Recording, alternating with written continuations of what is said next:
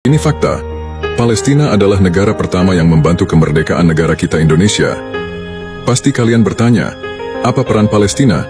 Sehingga begitu penting bagi bangsa kita. Mari kita telusuri berdasarkan fakta sejarahnya. Semuanya dimulai pada tanggal 17 Agustus 1945, ketika Indonesia dengan gagah berani menyatakan kemerdekaannya dari penjajahan Belanda. Proklamasi kemerdekaan Indonesia yang disuarakan Presiden Soekarno adalah tonggak awal dalam sejarah Indonesia merdeka. Namun proklamasi itu belum sepenuhnya loh kalau bangsa kita bebas dari penjajahan. Kok bisa begitu?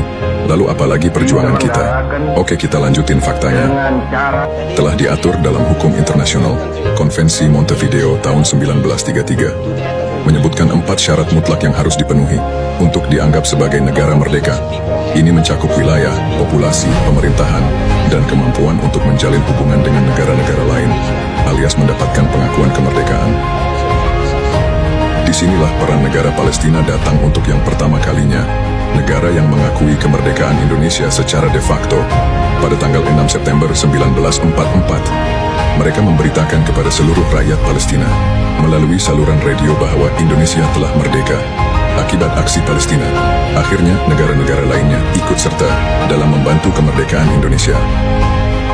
Tercatat dalam sejarah, negara Mesir pada tanggal 22 Maret 1946 untuk pertama kalinya mengakui kedaulatan kemerdekaan Indonesia secara de jure. Pengakuan dari Mesir ini adalah tonggak bersejarah yang mengukuhkan status Indonesia merdeka di mata dunia. Disusul oleh negara-negara Timur Tengah lainnya, seperti Suriah, Arab Saudi, dan Lebanon juga memberikan pengakuan kemerdekaan Indonesia. Selain Timur Tengah, negara India adalah salah satu dari 5 negara pertama yang memberikan pengakuan secara de jure kemerdekaan kepada Indonesia. Dengan pengaruhnya di Asia Selatan, pengakuan dari India juga memiliki nilai strategis dalam mendukung kemerdekaan Indonesia.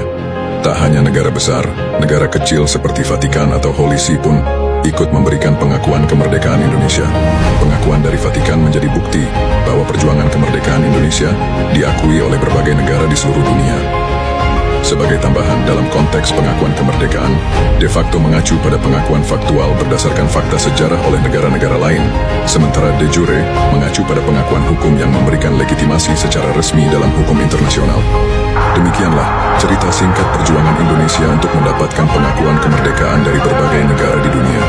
Ini adalah kisah kegigihan, tekad, dan semangat perjuangan para pahlawan Indonesia.